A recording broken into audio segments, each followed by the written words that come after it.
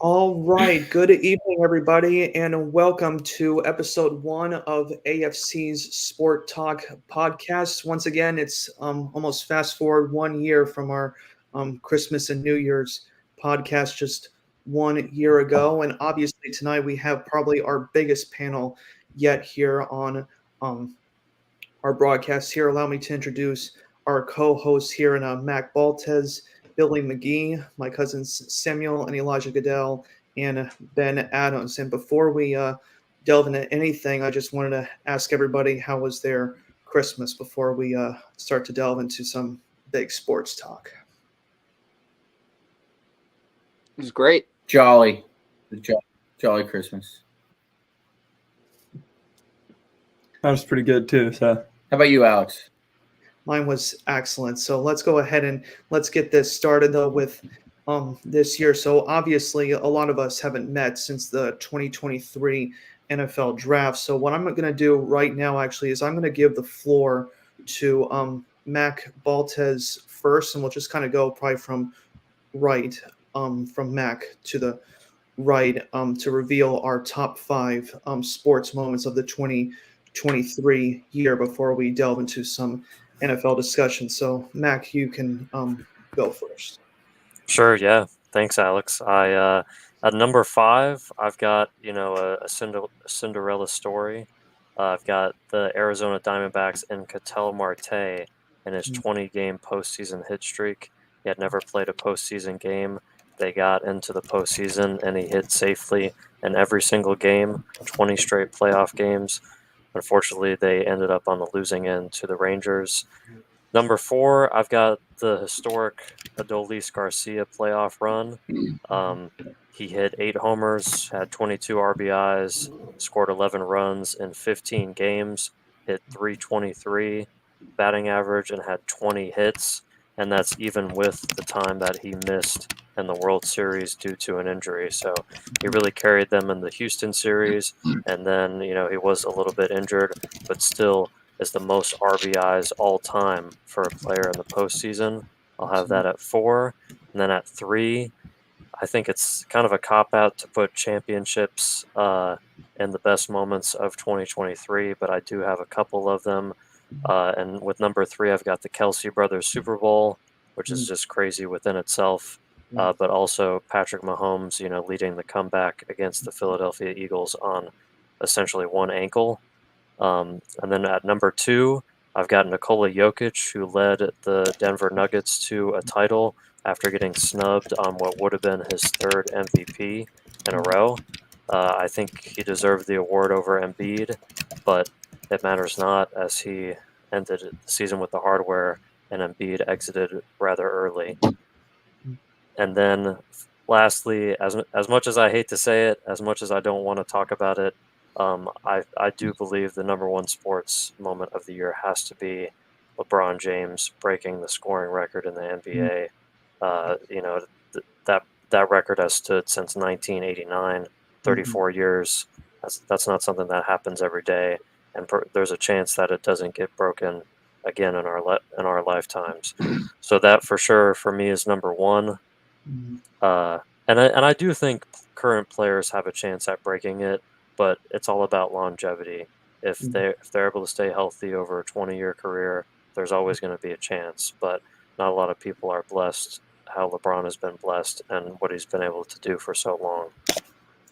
Absolutely. I mean, just an absolutely legendary accomplishment by LeBron James. And if I remember correctly as well, I don't think it was yesterday, but maybe 2 days ago, I think Luka Doncic, just got over 10,000 career points. Obviously, a long ways away from catching LeBron James's career points, but obviously a fantastic list. And how we're gonna do this next year, I'm actually gonna kind of switch gears here, and I'm actually gonna have Billy reveal his top 5 sports moments next, if he'd like to go next here. Okay, hold on. Let me make sure I have my list up for that. If I can get that somewhere. Where's that at? Hold on.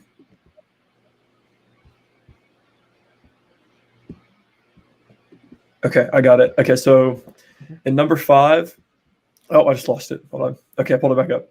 At number 5, I have the Jacksonville Jaguars playoff comeback against the Chargers, where Trevor Lawrence threw 4 interceptions in the first half and then led them back to beat them. And then at number 4, I have Ronald Acuna Jr.'s historic 40 home runs, 70 stolen base season. Yes. Mm-hmm.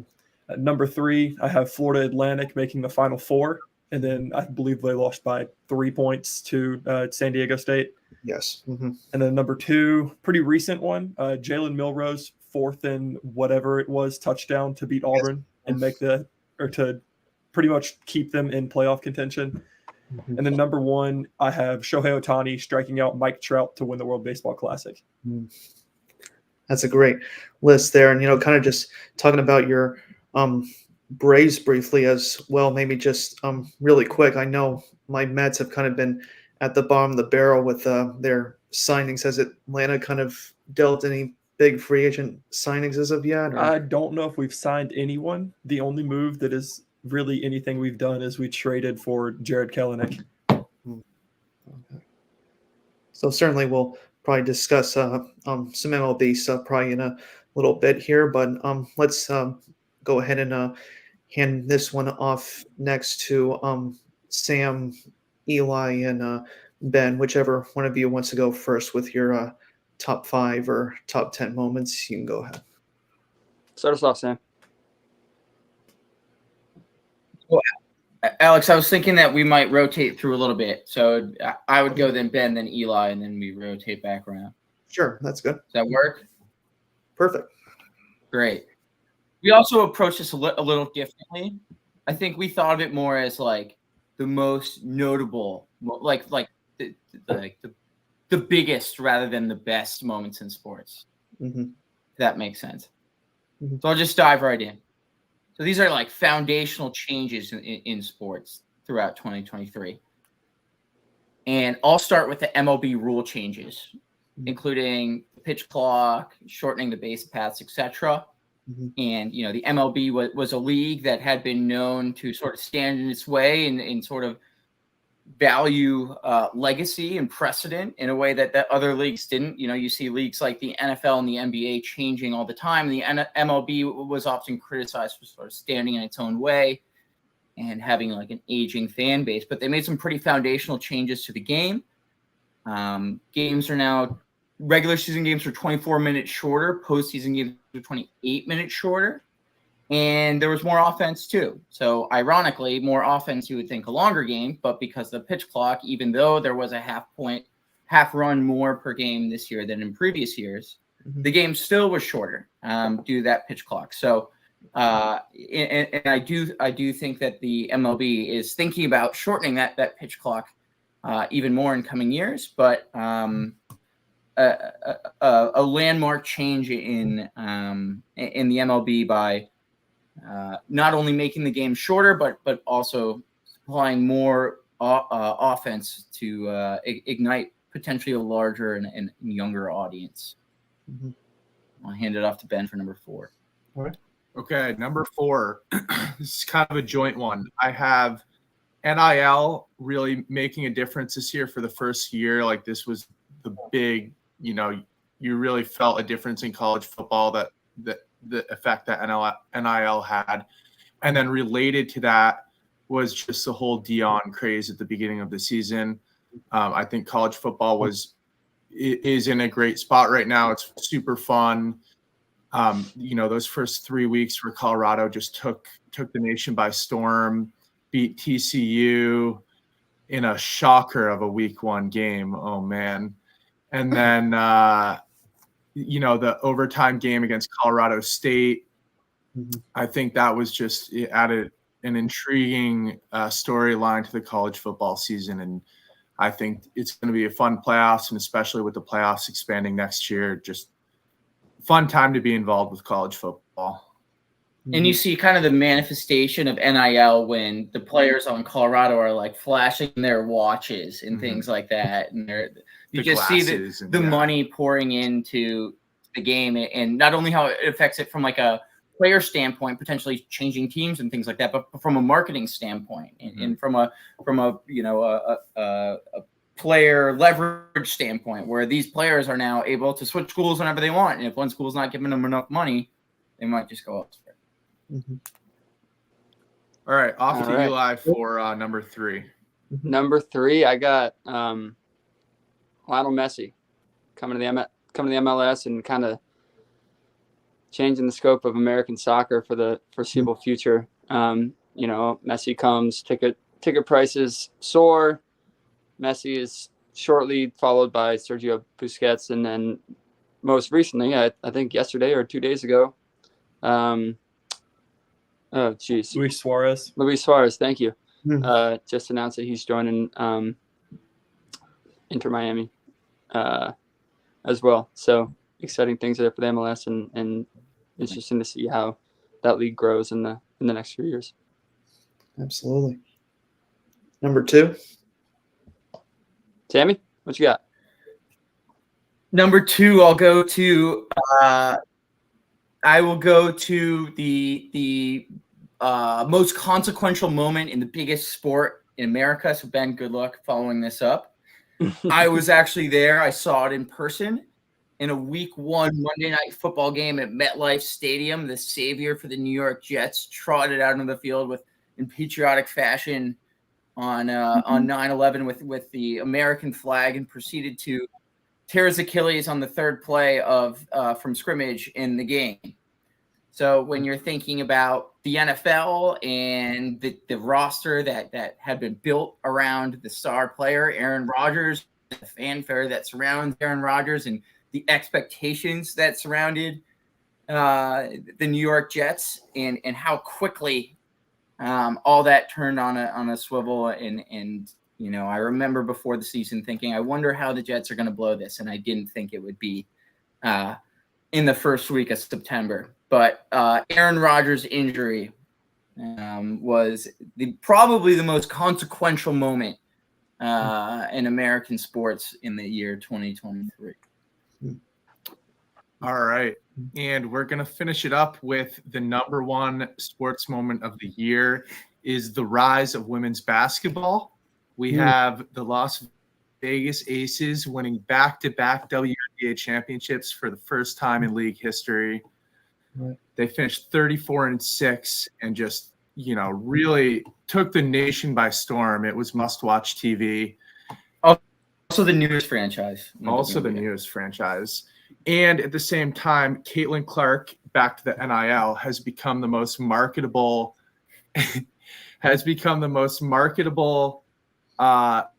college athlete in the country, arguably. The NCAA championship was the most watched women's sporting event other than the 2015 Japan-US World Cup game, coming in at just over 10 million viewers, which was relatively close to the men's numbers. Which was about 14 mil. Mm-hmm. So just an exciting time to be involved with women's basketball. Certainly a great list there. And, certainly as I've been saying as well with my job in UNC Charlotte's athletic department, as I kind of said before our broadcast, just to see our women's team. We have a player, I think her name is Deja Lawrence. I wouldn't say like she's WNBA material, but I mean, like when she's in a rhythm, you can easily tell, like when she shoots the ball, that, she's, like I said, I don't think she's got a future in the WNBA, but certainly, we have seen a lot of undrafted free agents in all sports make certainly careers there. So what I'm going to do really quick here, I'm just going to go through my top 5 list quick, and then we're going to delve right into some big NFL discussion after obviously talking about Aaron Rodgers. And I think my cousin Anna was just saying, could you tell if Rodgers was crying after the injury? I mean, certainly I actually didn't see the injury happen live. I guess saw it on YouTube, but I just remember as soon as he it didn't seem like you noticed it at first, because then he just got back up and then he just kind of sat down. It was you just kind of wasn't sure what the injury was. So I'm just was probably trying to get a refresher. I mean, did you see really any emotion from him, or just is that what you remember? I was a little far to see if there were true tears dripping down his face, but I did see grown men in the crowd crying. It was a funeral-like atmosphere at MetLife Until they won. they won, and then I was crying. Crazy punt return from Xavier, the undrafted free agent from Stephen F. Austin. But let me go ahead and get my list out of the way here. So number 5, kind of going a little unconventional on mine here. I'm going to kind of go through some of the 2023 college football surprises here for my number 5 list. So I have, for this one, I have the rise of the Arizona Wildcats after really about like 4 years ago. I think like in 2020, they were like 0 and I think 9 or 10. And then like almost 4 years later, they're a top 15 team in the country, and they could have win number 10 at the end of our game, at the end of bowl game season this year. So I was really amazed at Arizona's turnaround there. Missouri Tigers in the SEC, they're going for win number 11 under former App State coach Elijah Drinkwitz. Certainly I can think that the SEC, and obviously with some new teams joining that conference, I'm really interested to see how Missouri takes this year and moves forward in the SEC.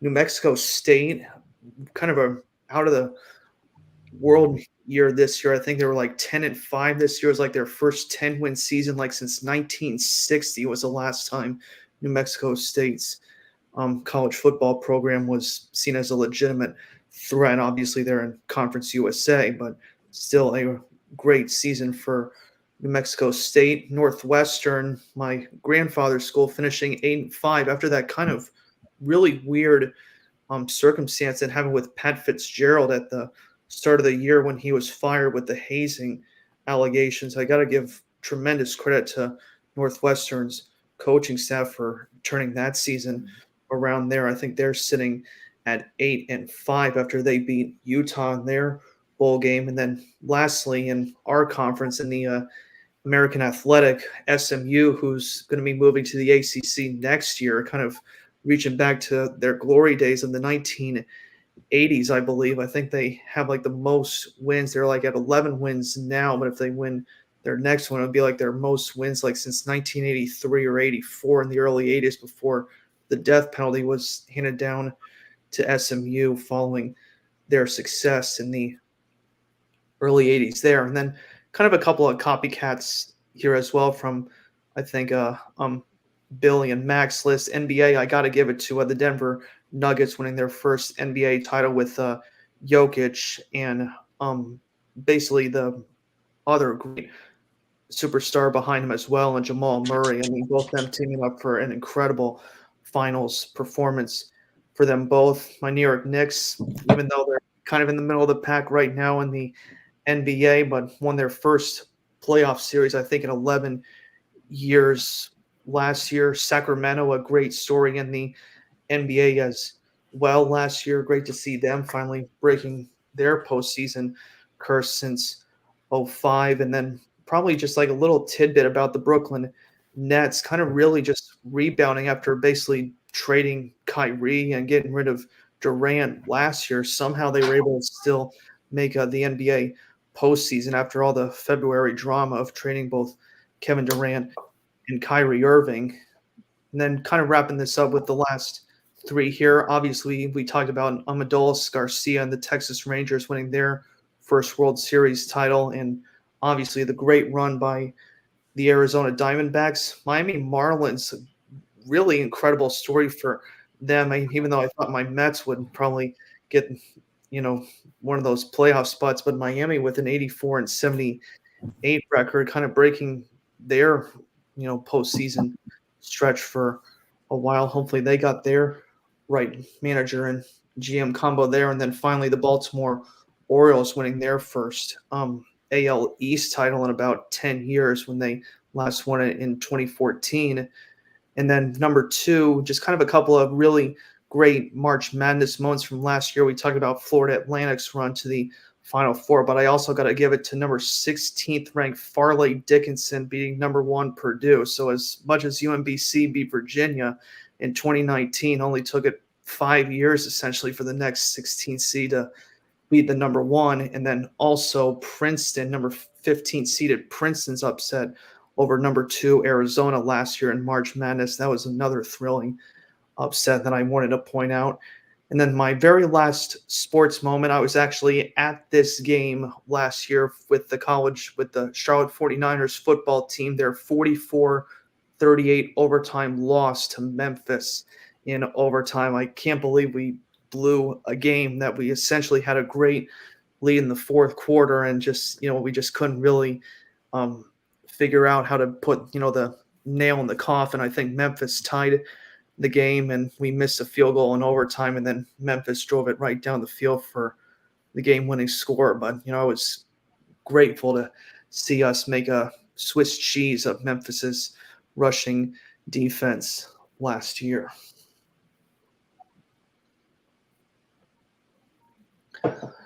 So I guess that's going to do it for our top 5 sports moments here. Everyone had really great lists, and now we're going to move on into finally covering what has been an absolutely insane NFL season, from obviously week 1 with Aaron Rodgers' injury to some really surprising division races here. So how we're going to actually start this off, though, covering the AFC first here, is actually we're going to start off with possibly what has been the most surprising division, I think, in the AFC, and that is the AFC South, with Billy's Indianapolis Colts, the Jacksonville Jaguars, and the Houston Texans coming out of nowhere, with DeMeco Ryans and CJ Stroud finally breaking the Ohio State quarterback curse finally. So, Billy, I just kind of wanted to first give you the floor on this, and maybe just kind of talk a little bit about what you've seen with your Indianapolis Colts this year with Shane Steichen, as well as kind of seeing your thoughts on the AFC South. Well, I'm just honestly, the first thing I'm surprised about is how the Jags are 8-7. Mm-hmm. I expected way better from them. And Yeah. that's the same record as the Colts and the Texans, who the Colts don't even have their starting quarterback. Gardner Minshew is not good.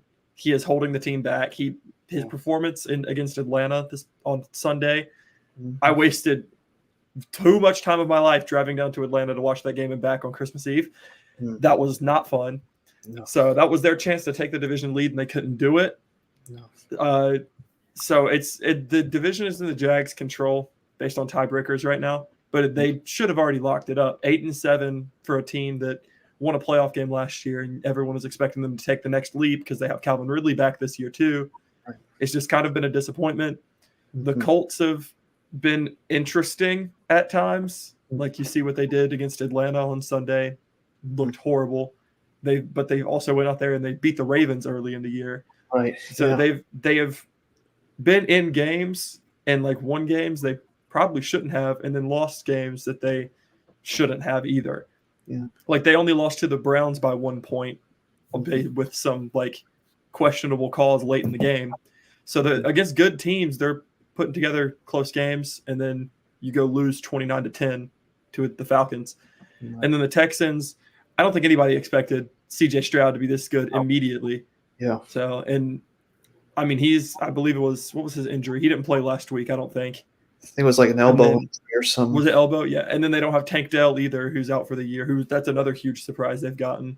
Yes. So they're all 8-7. So really any of them could win it, but the only one that is really in control is the Jags, as they swept the Colts. But the Colts and Texans still have to play each other, and the Colts have the advantage right now after beating the Texans earlier this year. And then I didn't even mention the Titans, but they're already eliminated. Yeah. Will Levis's future is going to be interesting to kind of see how it goes that route. So. Billy, you mentioned Minshew holding the Colts back. And I think there might be a bit of recency bias there because, other than maybe Jake Browning, what other backup quarterback has played better than Gardner Minshew this season? And I'm saying hold them back because I'm saying that because he is a backup, it's holding them back, not having their true starter. He's done well for a backup, but he's in the spot where he shouldn't be considered the backup for this season right now because he started all but 2 of the games. True. Or maybe 3. True. I'm not sure. But yeah, so I mean it's not his fault. So like the expectations were higher because we're in the middle of a playoff race. Because you weren't expecting we have our to backup start a quarterback. backup for the entirety. Yeah, he wasn't. He shouldn't be starting. Like, I in will a say perfect your world, he wouldn't have defense started is a single super game. opportunistic. Yeah, it was not on Right, Sunday. sure. There were so many missed tackles this week. It was shocking. Mm-hmm. So I mean, Minshew you has think done Richardson well is a for a real deal? backup. I think he is. Mhm. From like the few games he played, just his potential is crazy. Even the last game he played before he hurt his shoulder, that was like the most efficient passing game he had. Was like, I think it was like 9 for 11 or 9 for 12 with like 90 yards before he messed up his shoulder. So he was having a really efficient game through the first like quarter and a half. And then obviously they've won with Minshew in, but it's really limited what the offense can do. They can't go vertical as well. He will throw it occasionally down the field, but it's really limited the stuff that he can do compared to what you'd be able to do with a physical freak like Anthony Richardson. What I was just gonna ask you, Billy, before we kind of move to the next division, if Anthony Richardson had not gotten hurt, obviously, it was a scary injury. He kind of had back-to-back weeks, kind of with some early concussion issues. But if he was as not injury prone, do you think Indianapolis could have easily been in the driver's seat right now in that division? Yeah, I'd say we'd at least have one more win, I'd think. Like, I'd imagine that I'll look through real quick on some of this. Or looking at it, honestly, I don't even know if we would looking at it. Because I think we probably would have beat Cleveland. Because we only lost to Cleveland by 1 with Gardner Minshew. And that was a 39-38 shootout that had 2 defensive penalties in the last 30 seconds that got Cleveland down there to be able to score. So I would think that Gardner and his not amazing. I mean, he threw for 300 yards, but he also turned the ball over in there. The running game did pretty good, but that extra added element of Anthony Richardson in there in the running game too, I think would have helped the Colts beat the Browns, which I think is probably the only result that would go the other way. Maybe the Bengals game, but that's hard to say because they did win by 20 against the Colts, and Gardner just didn't play good. So, but I would say it'd be around the same results, maybe one more win, but the offense would probably be performing a lot better. True. Mm-hmm.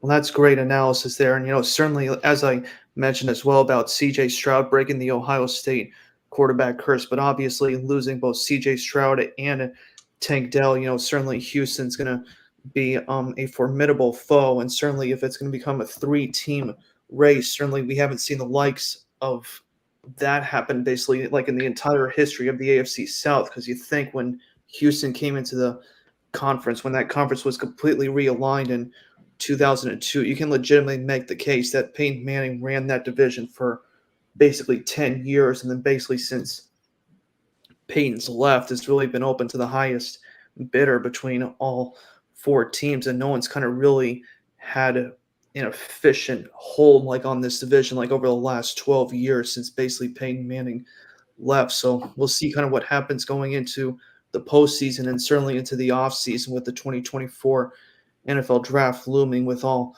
4 teams seeing how their futures will play out in that division here. Let's jump ahead though to our. Wait, Alex, can I add one more thing before we move on from the AFC South? Sorry. Oh, sure. Yeah, It's an interesting division. Mm-hmm.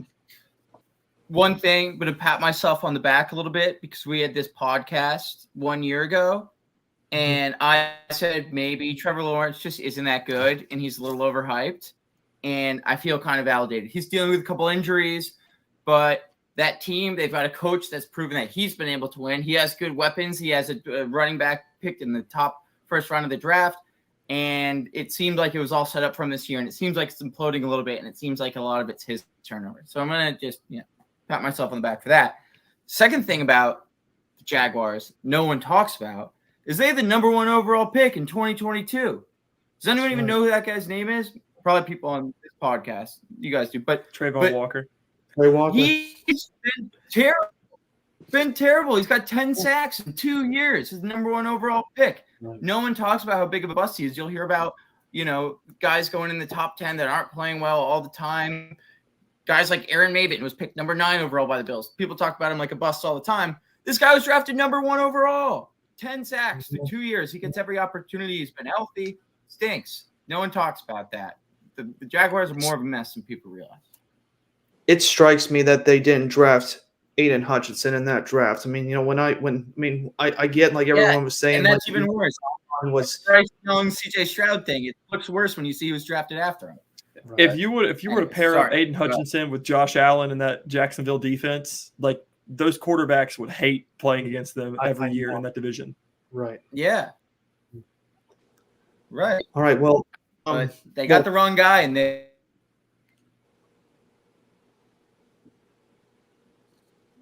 probably a little bit of a freeze there, but the way kind of I was going to probably elaborate on this next here is, probably just really quickly here, we'll probably maybe kind of try and figure this out here from my Uncle Bart saying, like, would love to hear how you guys rank the top 5 AFC quarterbacks here. And, I think we haven't really kind of heard anything from Mack in a while. And I was just kind of maybe curious to see, like, how Mack kind of feels about, how the situation in the AFC looks right now. Yeah, I think I think I heard what you guys said about the South, and I think there's a lot of good points made. I would say, obviously the Texans have came out of nowhere. I would say that, Trevor Lawrence has kind of been hobbling into the playoffs. He's dealt with an arm injury, dealt with a concussion, dealt with a shoulder issue, and still continues to play every week. So I would say that to his credit, although, they've dropped some games that they should have. I would say the biggest surprise is, for me, it has to be the Cleveland Browns. This was a team that we're talking about that would be last in the division for sure. They wouldn't go anywhere. And the unsung hero, Joe Flacco, came in. He signed a deal to the practice squad. They elevated him, and he's taken over the starting job ever since. And, really done it seamlessly. He's 38 years old, and you wouldn't be able to tell it by the way he's playing and the way he's putting them in a position to win games. I would say that the Browns have been impressive and perhaps, still looking to make the playoffs, even without Deshaun Watson and without, their backup going down. He just went on IR today. Probably won't have him the rest of the year. But with that being said, I think Joe Flacco has really earned that spot. It's interesting to see the Chiefs slip a little bit here and there. It's cool to see the resurgence of the Raiders after firing their coach. Yes. It's interesting the whole Chargers situation, to think that they could possibly be a big player next year if they get, a really good coach. Rivera is rumored, or Belichick is rumored over there. It'll be interesting to see how that plays out. I also think it's worth mentioning a little bit about the Ravens. They had a huge win yesterday on Christmas against the San Francisco 49ers.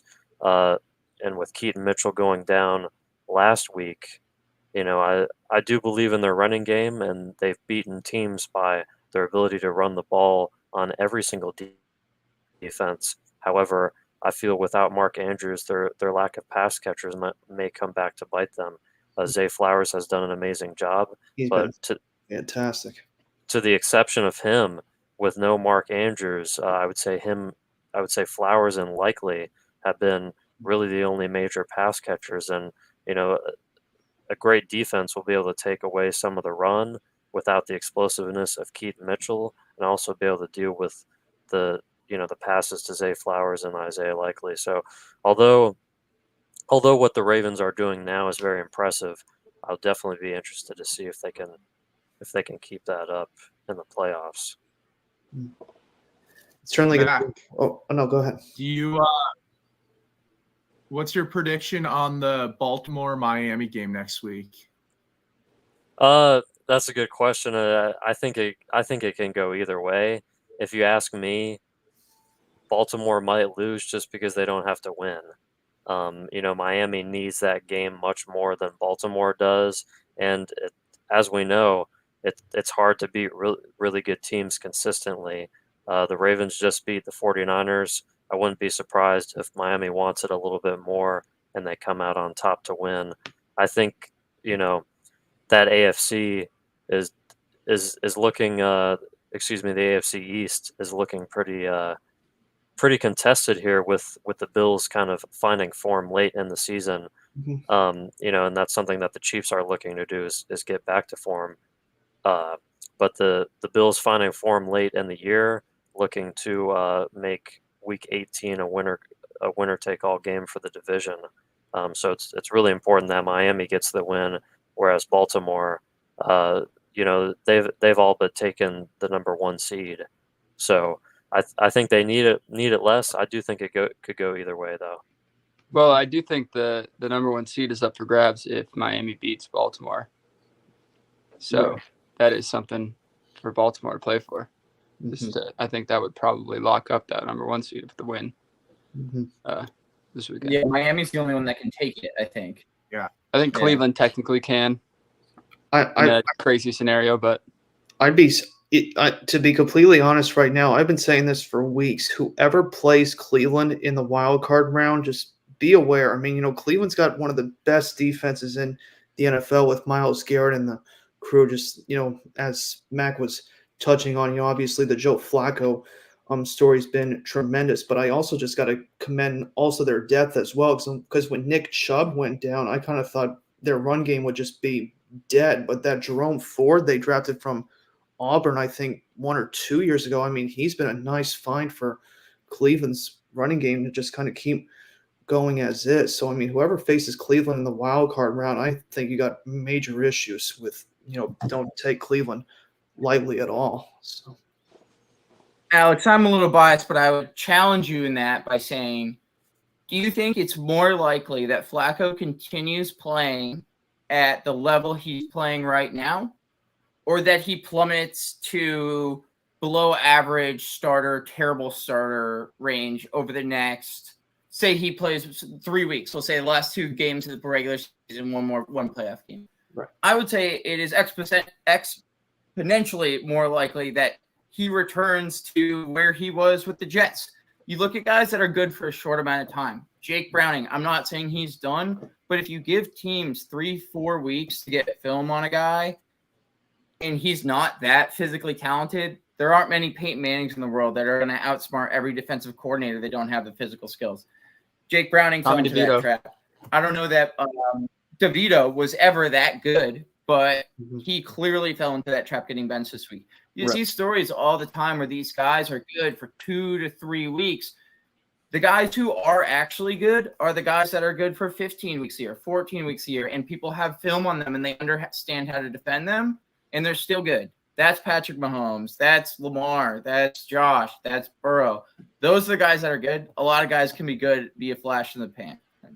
Just want to caution that. And look at who Flacco's beaten. The Jags, who are in a complete rut right now. right.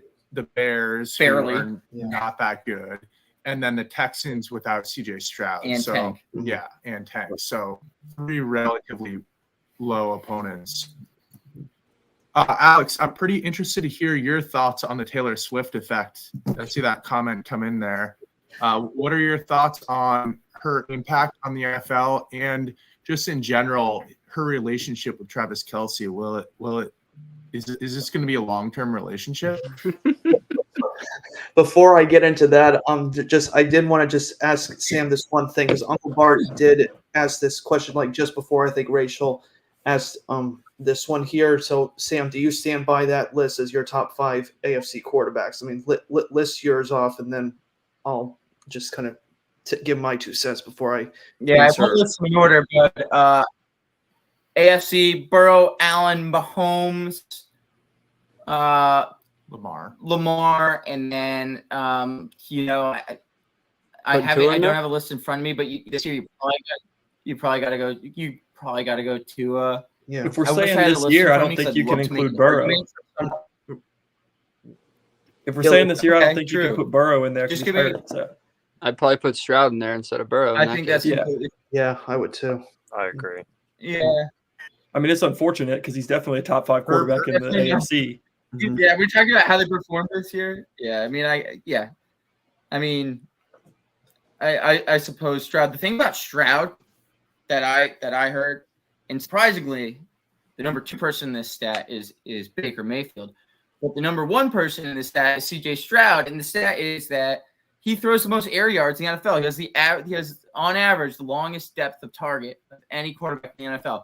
I think that's so interesting, especially when you consider a rookie, that they want to play like Bryce Young plays. As you can see, Bryce Young is like so risk avert, so averts to risk, and they want to, the coordinator's always like, oh, this is what you do with a rookie quarterback. You give him easy passes, you give him the bubbles, you give him one read, quick throw, get the ball out of his hands. CJ Stroud's holding onto the ball for a long time, but he's holding on to the ball for a long time because he's hitting players downfield.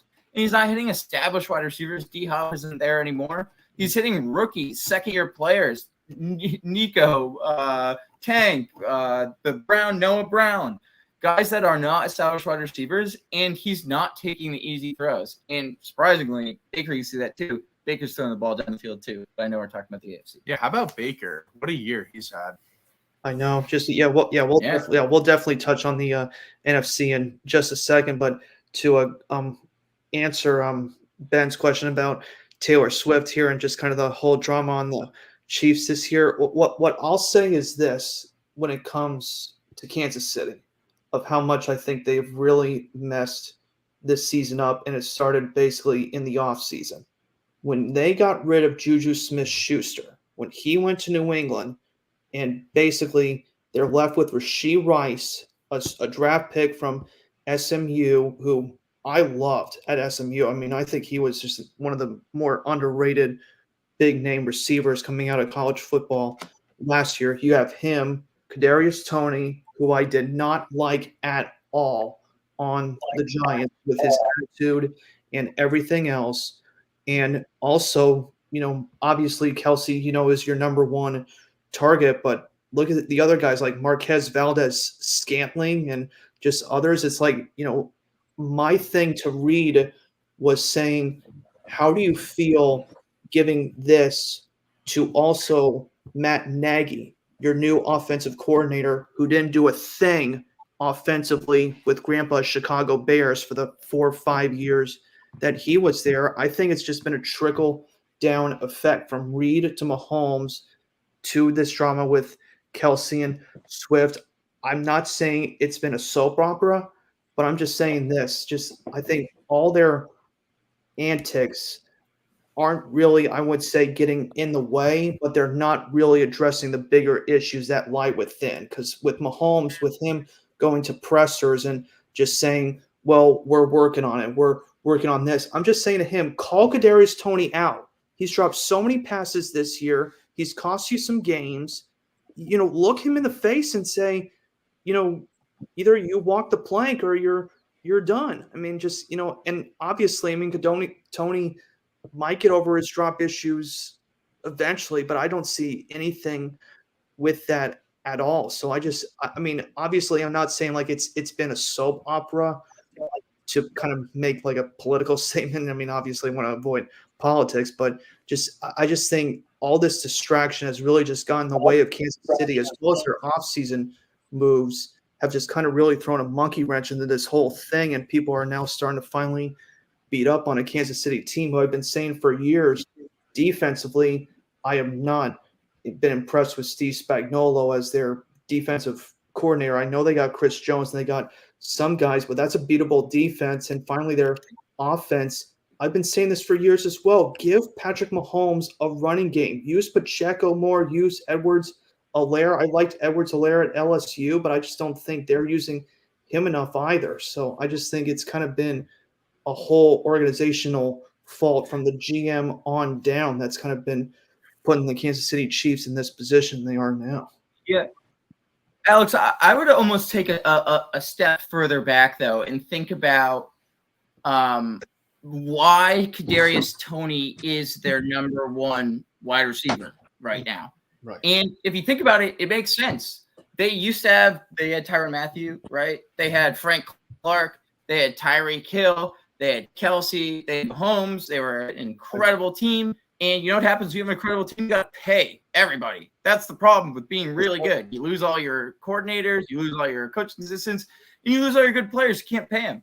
Mm-hmm. And it makes that New England dynasty look that much more impressive That's right. when you think about the Chiefs right now, because they had the team. They had all the best guys. And guess what? They gave Patrick Mahomes $500 million. Yeah. And they decided we can't pay Tyreek, which is fair. They can't pay Tyrann Mathieu. They can't pay Frank Clark. Chris Jones held out this year. They almost didn't sign Chris Jones. And it's just, that's kind of what happens when you're good. And that's why I love a salary cap league, because it's parity. But it also shows you that the teams that are dynasties, like really the Patriots, maybe like Montana's 49ers or something like that. But those teams are incredible because Tom Brady wasn't throwing to Randy Moss his whole career, you know? And they were able to do it. They were able to keep winning games, finding talent. How often does Brady sign a cornerback or sign a pass rusher for nothing, and then he's really good, and then they go to free agency and they make 4 times as much as they did with the Patriots? Andy Reid, offensive genius, he doesn't have that GM skill that Belichick had, and I hate Belichick as much as everyone on this call, but I'm just saying I think there's yes, you could look Kadarius Toney in the eye and say figure it out, but it's not like they're paying Kadarius Toney $18 million a year to catch the ball. They're paying him $5 million a year because he's not as good. So I just think go ahead. Consider the fact that it's hard. It's tough to be a dynasty when your players are good. They leave. I mean, what I'll just throw at the one counter, though, is that I think Rashee Rice needs to be their eventual number 1. Tony needs to be either a number 2 or a number 3 if he's going to stay there. Rashee Rice needs to be Mahomes' number 1 or number 2 target, obviously, with Kelsey and him in, pole position. That needs to be the way Kansas City needs to figure out their offense. Yeah. It's just you can't draft a guy in the second round of the NFL draft and be like, you are going to be the number 1 wide receiver, because then you end up like the New York Giants. Sorry. Thanks for the long blow. All right, but I was going to say, if there's anything else other AFC talk wise, I just didn't know if you wanted to say anything else before we moved on to the NFC briefly. Sure. Yeah, I'll just hop in here for a minute. I'm with you. I'm with a little bit of both of you on the Chiefs as far as that is concerned. I think the front office didn't do as good of a job at bringing in maybe a bargain veteran. Robert Woods is someone who didn't sign for a lot, but has been a reliable receiver in his career. So I would say it's a little bit of both in that regard. And then also, I'm not a Browns fan by any means, but I do think it's worth defending Joe Flacco here. He's not just a flash in the pan type of player. He's a player who started for the Baltimore Ravens for 10 seasons, won a Super Bowl and a Super Bowl MVP. There is a reason why they're succeeding, and also with the team that has as good of a defense as the Cleveland Browns do, you don't even need an above average quarterback to win games. You could be winning games with a Teddy Bridgewater type, a Jacoby Brissett type, a type of quarterback who isn't going to win you the game, but isn't necessarily going to lose you the game either. And so I think Joe Flacco is more than a below average or a mediocre quarterback. And I think the Browns have been winning games because of it for sure. Well, certainly, Mac, on that point, though, Joe Flacco's let's say the Browns isn't he? yeah, he's pretty old. But truly, if the Browns, let's say they were to face an elite quarterback, like let's say they played the Ravens or the Bills in the playoffs, would you really expect Flacco to be enough to keep up with those teams? I know the Browns defense is awesome, but Josh Allen's going to put up points against the Browns, you have to think, in the playoffs. I don't know if Flacco is capable of keeping up with someone like that. I mean, I would say he could keep them in a game. I think there's a large difference between competing with the top quarterbacks in the league and being a flash in the pan type of player. There's a difference between being on a run of a couple games and then falling into mediocrity or nothing than being an MVP type of quarterback. I think Flacco was a little bit disrespected. However, do I think he's going to beat Josh Allen next week? No. And not that they're playing the Bills next week, but in the hypothetical you offered, do I think he's going to take down a top 5 quarterback? Not at all. However, with their defense, he gives them a chance to win games consistently in my eyes. certainly it's going to be Yeah. certainly it's going to be interesting to see sort of how the playoff seedings, are right now. Obviously, a number of 8 and 6 teams still kind of vying for that final number 7 seed here. And kind of speaking of how the playoff seeds have kind of been wearing on, let's actually kind of just quickly switch conferences here to the NFC, and certainly just calling out just a few teams with some notable accomplishments right now. Obviously, talking about Tampa Bay Buccaneers and Baker Mayfield at 8 and 7 right now. That has been an insane surprise story. And Tampa Bay, people kind of thinking with Tom Brady out, certainly Tampa Bay's future was going to be interesting. Not calling Baker Mayfield a franchise quarterback as of yet. Obviously, Tampa Bay hasn't really had much luck in terms of franchise quarterbacks in their history. Detroit Lions, first division title since 1993, 2 years before I was born. Certainly that's, an incredible accomplishment for Detroit. Obviously, Jared Goff, I think his next biggest priority, obviously, is to get Detroit their first postseason win since 1991. Anybody want to take a guess at who their quarterback was when they won that playoff game against the Cowboys in 91? I'm going to guess Scott Mitchell. Not Scott Mitchell. Anyone else want to take a guess? I don't know. Rodney Peete. That's a good guess, Rodney Peete, but it's actually Eric Kramer. He actually played a couple of years as a starter for the Chicago Bears, I think, in the mid-'90s after he left Detroit, but he was Detroit's starting quarterback that year in 91 when they beat the Cowboys here. And then obviously we have the NFC East with both Philadelphia and Dallas duking it out. Obviously, Philly beat the Giants last night, but certainly, Giants, even though they lost by 8, certainly kind of exposing Philadelphia's weird defensive issues. As good as their draft was in 2023, people kind of thought their defense would be on all cylinders, but their passing defense has some holes in it, and so does their rushing defense a little bit, been compromised this year. But I'll give the floor to people here to kind of discuss the state of the NFC in their eyes. I'll go quickly. I think the Eagles are a little overhyped. I haven't been all that impressed with Hurts recently. The Cowboys clearly are having some trouble winning away from Jerry World, and I don't think they're going to get a home game in the playoffs because the Eagles are probably going to win that division. So you kind of got to think the Cowboys are going to fold like they typically do in December. Yep. And then what are you talking about? The Niners are obviously the team to beat. Outside of them, I guess it's the Lions. I don't really see anyone else competing there. To me, the 49ers are going to walk away with the NFC. I just don't think anyone can compete with them.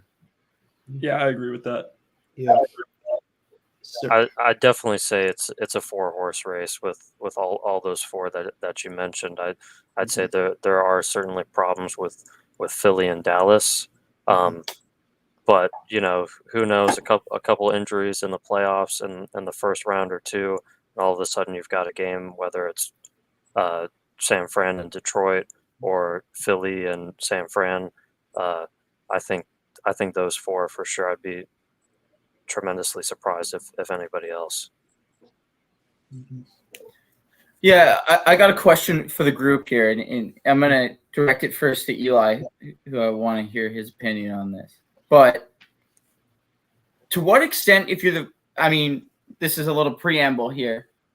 Last night's game, the Niners Ravens, that was so surprising for me to see. I could not believe that this team, the San Francisco 49ers, who everyone, a lot of credit goes to Shanahan, which I think is totally fair. Should totally win Coach of the Year, even though he's probably the 5th highest odds to win it.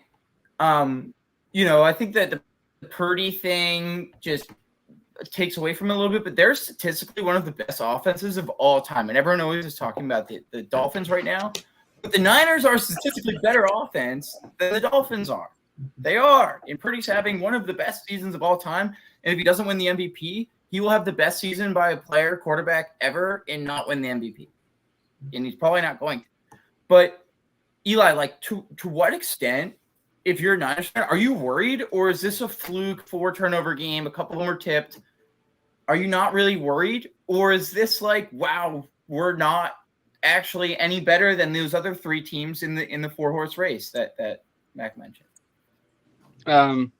Well, first I'll say that I think to your point about Purdy, if he doesn't win the MVP, it'll be the best statistical year of a quarterback to not win MVP. I think that's true, in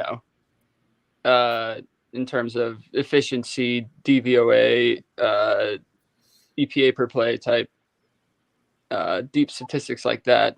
Not necessarily at all pure, passing yardage totals and touchdown totals and stuff like that. Yeah. No, I mean, the 49ers have definitely showed multiple times this season that they're not, as invincible as they might seem at times, There were 5 turnovers in the game last night. Sorry? Not since the 3-game skid.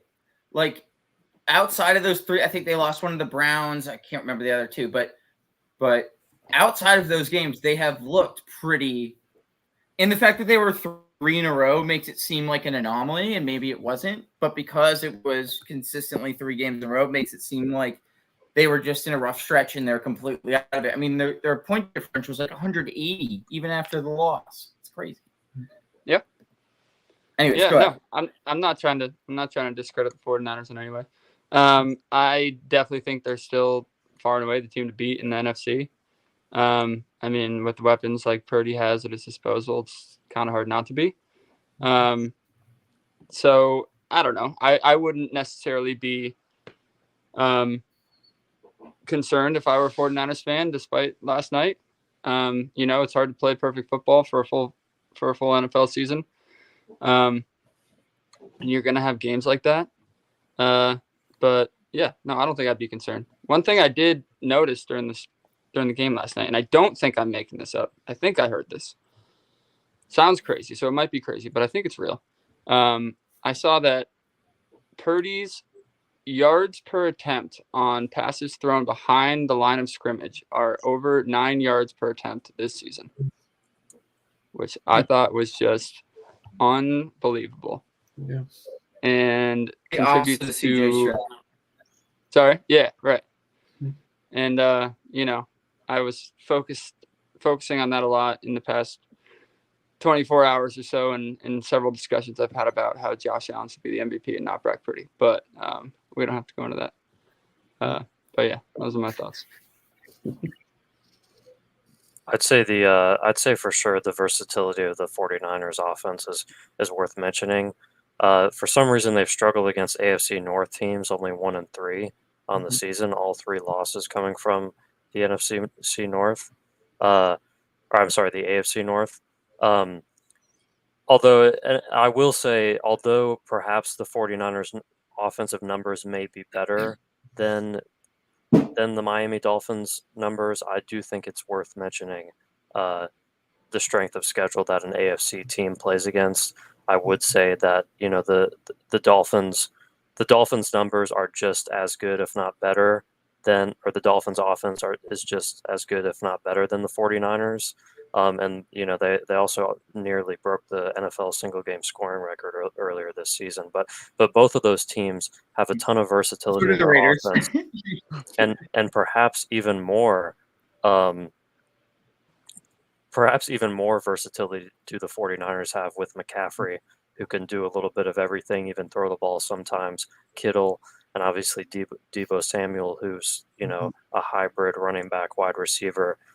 Basically like a Cordero Patterson, except for like 5 times more effective. Yeah, it's a good comparison. Talk about a loaded roster. I mean, on defense now, they just got Chase Young. Right. They obviously have Fred Warner. Like, they have 5 all-pro players on defense too. You didn't even talk about defense. Their offense is loaded, but that whole roster is amazing. They're grabbing. I would add 2. They're grabbing Richard Sherman as well. No, I'm just Wait, kidding. what? Really? No, I'm kidding. Yeah, I was gonna say Amazon might have something to say about that. The thing about the Niners, though, is like, Christian McCaffrey has been great in this league for years, right? And no one's ever said Christian McCaffrey should be the MVP. And I know that it's better talent, but is it talent when your quarterback is the 199th pick in the draft? Like, so many of these guys, like, imagine Debo on the Giants. Sorry, Alex, I'm picking on your team. Like, he would be the number one, be the best wide receiver on that team. Right. But would anyone be saying he's anything better than, I don't know. I'm blanking on like mid-tier number one wide receivers right now. But Christian McCaffrey was an insane player. Went to 49ers, incredible. And then guys like Debo, those versatility guys, they're always going to be best with guys like Reed or guys like Shanahan. I just think that their offense is super talented. But Darnold went into the game last night. And yeah, he threw a pick to end the game because it was a 4th down and he had to do it. But he looked great. He looked great. And it's the same Sam Darnold that has stunk every single time someone tries to give him a second chance. And I just think Shanahan deserves so much credit. He's the best coach in the NFL. Offense, defense, whatever it is, and he's getting no hype for Coach of the Year. And I just think that's an atrocity. Agreed. I agree. A product of the system for sure. Right. Certainly it's kind of always kind of been, San Francisco's tradition as well. I mean, obviously, you could say it's like been the system or it hasn't been, but like dating all the way back to like their later years. I mean, I know he was bringing up like Joe Montana and, certainly kind of going back to like the days of Y.A. Tittle as well, or Frankie Albert in the 40s and 50s. I wouldn't say like San Francisco's been like a byproduct system of just churning out great quarterbacks, almost every decade, it seems, in their franchise's history. But certainly Brock Purdy is, certainly making his name for himself, even though obviously with the performance against Baltimore last week, certainly kind of puts some things in question here. So probably we're about an hour into our broadcast here, and certainly just kind of maybe just trying to kind of pick brains certainly about the NFL before maybe Mac, Billy and I maybe just talk a little college sports briefly, but probably just looking ahead to the NFL playoff picture. How do you think kind of like the ceilings of each of these division leaders are right now? I mean, certainly I could legitimately agree that San Francisco is probably the team to beat in the NFC, but like, I mean, is Baltimore probably your favorites in the AFC, and then Miami probably at number 2? Sort of like, how do you kind of rank the teams like outside of probably Baltimore and San Francisco if you had to name the rest of the teams of sort of like how their playoffs are? Playoff chances. I mean, I'll throw a quick comment in here about the Bills. I can't say I'm 100% a believer in the Bills, but I'd be pretty scared if I were any other team in the AFC to have to play the Bills in the playoffs right now. What if Josh Allen is clicking, isn't throwing 3 picks a game? Their defense has been looking awesome the last few weeks here. They stuck with the Eagles, probably should have won that game, beat the Chiefs in Arrowhead, who'd we beat last week or this week? Crush the Dolphins at home. Crush the Dolphins at home. Sorry, not Dolphins, Cowboys. Okay, Cowboys, yeah. Cowboys, yeah. I'm not sure if the Bills will really click come playoff time, but if they do, man, I think it'd be tough for me to take anyone over them if they're really clicking on all cylinders here. Let's pose it like this. AFC wise, and then we'll talk NFC, but AFC wise, neutral site games would the Bills ever be an underdog?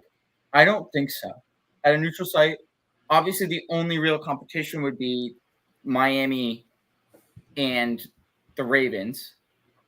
And we would be favored against Miami. I guarantee that. The Ravens would probably be -1 Buffalo, if I had to guess, -1.5. We already beat the Chiefs at Arrowhead. I'm showing my fandom here.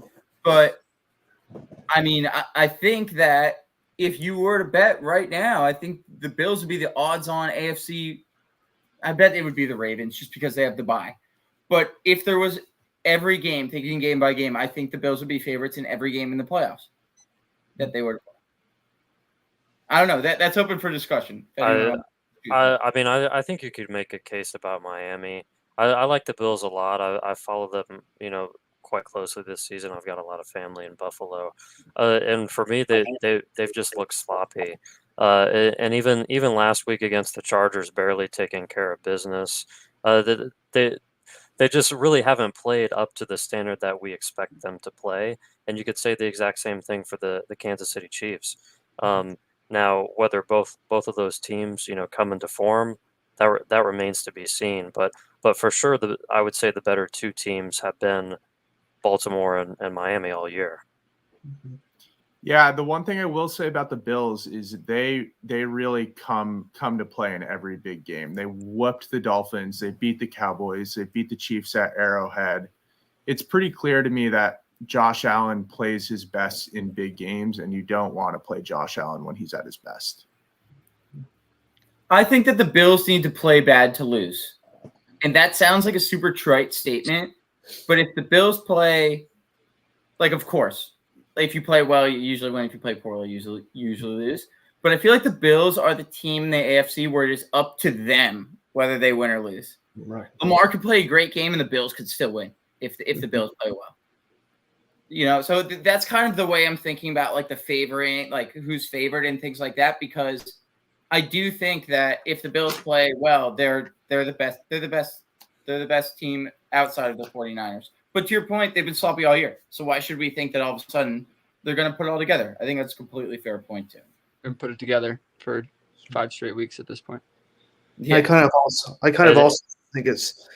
also think as well, just kind of a couple of teams kind of taking care of some Achilles heels too, of some playoff woes. I mean, obviously, I know Lamar's kind of been dealing with injuries. It kind of seems the last few years going into the playoffs, but I'll counter this with Miami. Miami hasn't won a division title since 2008. Last playoff win, 2000. So, I mean, they got, some, baggage to kind of, from yesteryears of just not being able to come through in the postseason. So, certainly, I mean, I can commend Sam's point of saying, the Bills could be, favorites in almost every playoff game. But, this is going to kind of be a postseason, where we're either going to see young quarterbacks step up and take charge, or we'll probably see some of the old guard, probably Mahomes kind of maybe being, say, the old guard that will be in the playoffs once again. But, certainly I just think this is a year postseason wise where we can really start seeing, how the future of the AFC scopes out.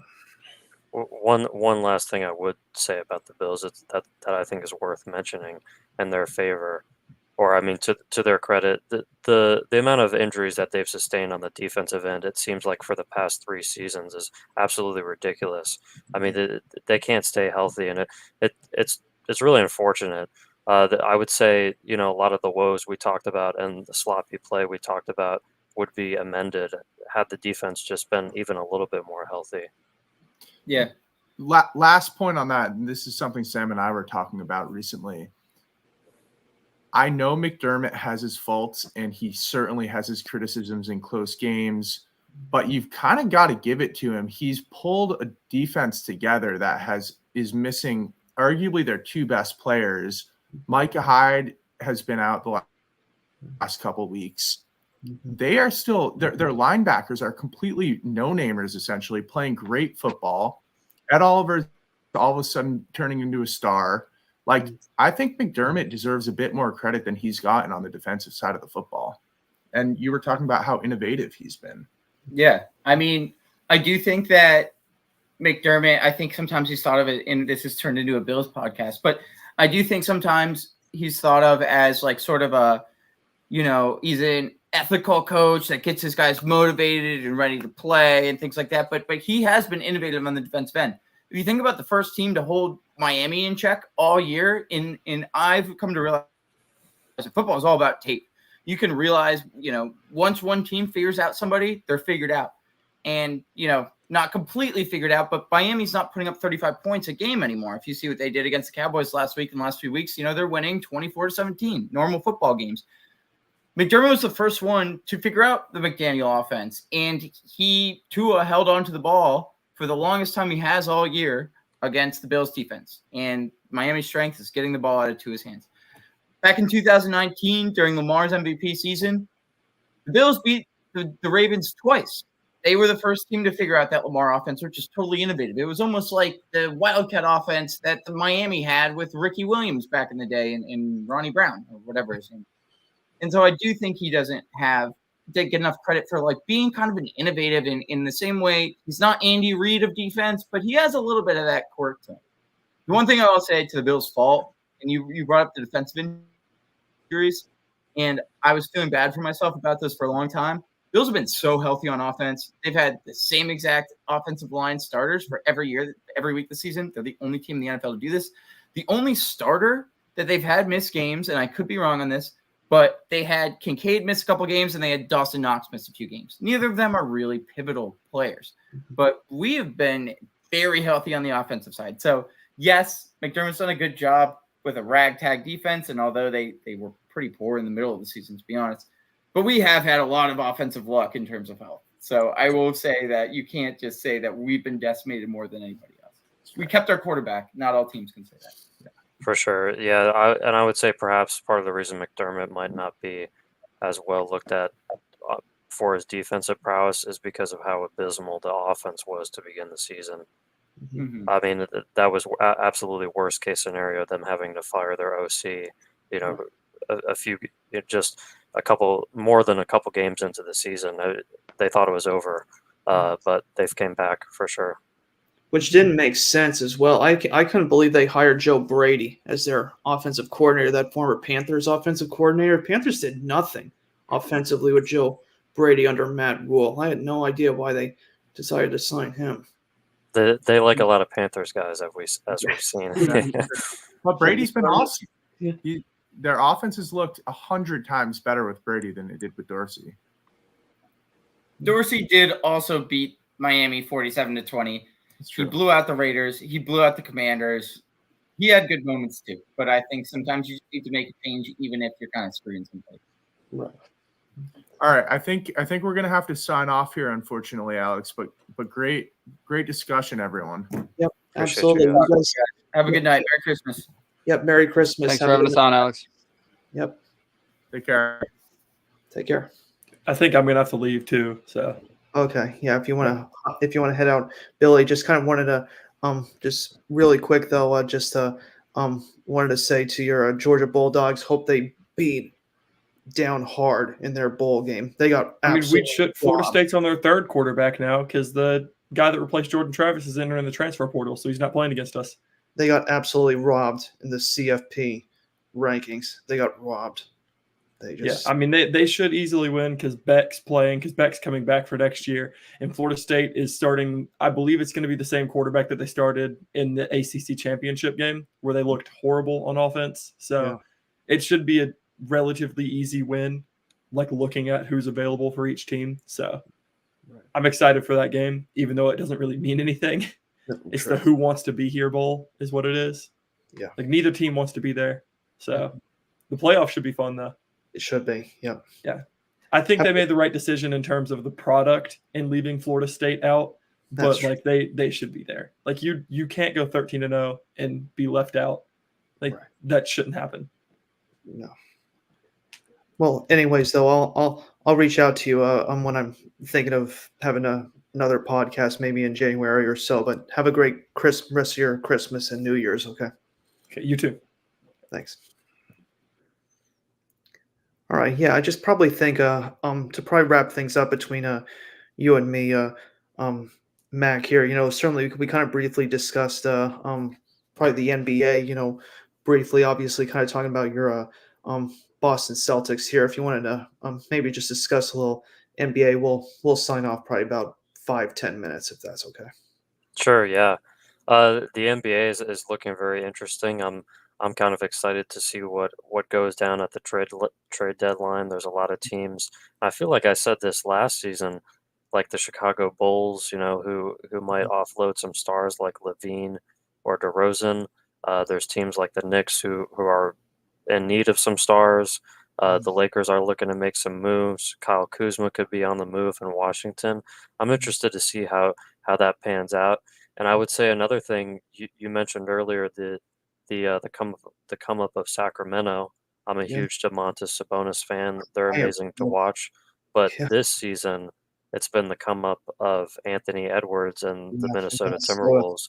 I Yeah. think that they caught a lot of flack for trading as much as they did for Gobert, and that's Right. not to say that they should have traded that much, but Right. to think that they're the number one team in the Western Conference, that's something none of us would have expected for sure.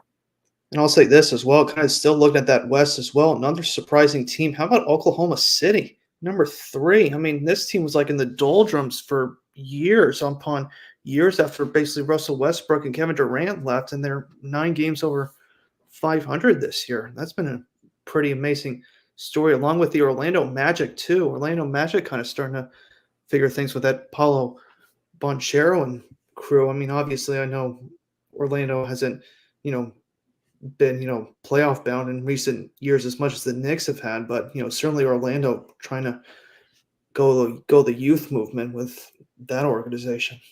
For sure, Franz Wagner is a great player for them as well.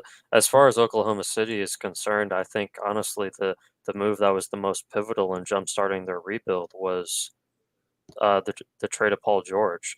Yes. Mhm. If I remember correctly, the Clippers gave up 4 first rounders and Shea for Wow. Paul George, and Mm. to think right now that the Clippers could have 4 first rounders plus Kawhi and Shea. I Yeah. mean, that would be crazy. But Mhm. stars, and I'm not saying Kawhi is wrong, but stars don't want to wait for a young player to develop, and that's the sort of thing that happens. He was much rather willing to join the Clippers, knowing that they had Paul George, than a guy that nobody knew about at the time. But Shea's amazing. They've drafted somewhat well. They've gotten some pretty good pieces, and additionally, they still have some of the, if not the most, but some of the most, or some of the highest amount of draft capital in the entire league. So whenever they want to make a move for a star, whether that's in Toronto with OG Anunoby or Pascal Siakam, or maybe Donovan Mitchell if he's not willing to stay in Cleveland, they can make a move for a serious talent whenever they're ready. And Mhm. and as you said, that time might be now, being third in the West through about a little less than halfway through the season. Mhm. Certainly going to be interesting to see how that kind of plays out. Obviously, kind of some bottom feeders. I think my dad was just telling me this the other day. He was telling me like, what are the Detroit Pistons trying to do at 2-27? It's like they were just like on an anemic losing streak. Like has it ended, or is it still like 22 straight games they've lost? Or Oh, I'm not sure that it's ended, but I know it's much more than 22. I think it might be nearing 26 at this point. I I've been discussing this a little bit recently with some NBA people I know, or some NBA fans I know, and Mhm. I really thought that Monty Williams didn't deserve to get fired from He did Phoenix not. No. the way that that they were always alive in the playoffs. But other people have told me it's about how you perform in the playoffs, and the Suns had choked a little bit in the playoffs, including a championship to Milwaukee when they won, and they gave Monty Williams a huge contract. Detroit did this season, and they're by far the worst team in the league. So, and not to say that I think Monty's a bad coach, but that's a terrible look, especially considering you got Cade Cunningham, you got Jaden Ivey, you got plenty of young talent over there in Detroit.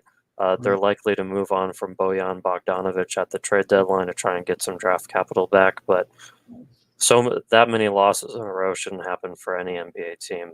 No, absolutely not. And certainly as well. I mean, what I'm kind of hoping with Detroit. I mean, kind of that comparison I was just gonna throw out here, and that was kind of almost like what I kind of felt like when Sean McVay traded Jared Goff to the Lions, kind of like saying to him, just like you, um, we don't longer see you as the future of the Rams quarterback, and all of a sudden, he's turning the Detroit Lions. Basically like 3 years ago with Matt Patricia, they just didn't look like they were going anywhere, and now Dan Campbell's putting them back in that position. I mean, hopefully Cade Cunningham and that young youth of Detroit can hopefully, wouldn't say flip the script, I mean, this year, but hopefully maybe in 2 or 3 years kind of do the same product as what the Detroit Lions are doing right now. For sure. Yeah. So probably just to maybe just wrap this up here, I kind of just wanted to maybe just float back to the NFL just really quickly, because I know we just talked about the AFC. Obviously, we talked about San Francisco, but probably just like underneath San Francisco, like in the NFL or the NFC playoff picture of how you figure it out. Who do you kind of really see as like the second major threat? Do you kind of see like Detroit being number 2 or Philadelphia at number 2? Which team would you say like San Francisco would have to fear more if they were to play probably one of those teams in the NFC Championship? That's a great question. I think, I definitely think you could say that, Philly and Dallas are certainly on the same caliber, but I think it's worth mentioning how good Detroit is. I think, Philly and Dallas can say that, there's another major threat in their same division, whereas, the Niners and Lions can't really say as much in that regard. But I think Detroit's the real deal. They've got, dual running backs that perform very well in Gibbs and Montgomery. They've got a great young receiver in, Amon-Ra St. Brown. They've got an amazing tight end in Sam Laporta. And they do have some complementary pieces at the wide receiver position as well. They've got Josh Reynolds. They also had traded for Donovan Peoples-Jones. And the defense looks solid enough. Right. Now, can they withstand the 49ers offense or the amazing offenses of the NFC? I'm not sure. However, with the way Dallas looks right now and the way Jalen Hurts is struggling a little bit, I definitely say as of right now, they're definitely the number 1 challenger, if you will. But I do think, that might change in the last 2 weeks before the playoffs. Certainly, it's going to be interesting to see how Detroit kind of manages this. Obviously, as I mentioned before, obviously Eric Kramer was the Detroit Lions quarterback when they last won in 1991. And I think if I remember correctly as well, not kind of doom and gloom for Lions fans, but I think the last time if Detroit and San Francisco, if they do meet in the NFC Championship or divisional, just seeing how the rest of these last 2 weeks play out, I think they played each other like in 1983, right in the middle of the Montana dynasty. I think they met in the divisional round. I think in 1983, like Billy Sims and Joe Montana, and I think Detroit like almost beat them like on a last second field goal from Eddie Murray. I think he just barely missed it wide right, and they lost by like 1 point to Joe Montana's 49ers. So any Lions fans kind of want for that to happen for some revenge almost 40 years later. We'll kind of see how that plays out in the playoffs in a couple of weeks here. So I think that's going to do it for our first episode of AFC's Sport Talk podcast tonight. As I mentioned on my Facebook account here, how I'm going to kind of operate this podcast over the year is essentially like almost every week I'm either planning to have some kind of podcast or maybe even some kind of YouTube watch party. Certainly I'll probably just be watching like old videos, and certainly if anybody wants to hop on and probably comment or whatever, that's going to kind of how this podcast is going to kind of go over this year. Obviously, balancing my job with the UNC Charlotte athletic department might be a little challenging for me, but I'm hoping to kind of get this podcast on a daily basis, and certainly you'll see our co-hosts as the year goes on, and Billy McGee, Mack Baltes here, as well as my cousins, and I also will have Griff Barlow joining me hopefully soon in January as well. I'm really kind of hoping as well if anyone would love to debate sports or hop on my podcast here, certainly feel free to reach out to me or reach out to any of our co-hosts here tonight. We'd love to have you, love to talk sports anytime. But, thank you all for joining us here tonight on this broadcast. For Alex, Chris, Sam, Eli Goodell, Billy McGee, and my cousin Ben Adams. This is Alex, Chris, and Mack Baltes signing off here on episode 1 of AFC's Sport Talk podcast. Have a good night, everybody.